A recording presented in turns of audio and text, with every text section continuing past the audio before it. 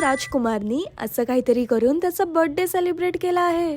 तर चला बघूया. पण सगळ्यात पहिले ह्यानी काय काय नट्टापट्टा केलाय तेही बघा आणि त्याचे गिफ्ट पण पटकन. सगळ्यात पहिले तो आंघोळीला गेला हॅपी पॉस मध्ये, एकदम टकाटक होऊन आला. त्याची आवडती दीदी कोण म्हणजे मीच त्याला गिफ्ट आणायला गेली. सॉफ्ट टॉय आणि ट्रीटीज भरभरून. बर्थडे पार्टी साठी dog friendly wheat flour no sugar वाला केक आला आहे. कसला गोड केक आहे यार दिसाला, सो क्यूट है ना. लिओची दीदी आणि त्याचा छोटा भाऊ सूर्या मस्तपैकी टकाटक रेडी आहे.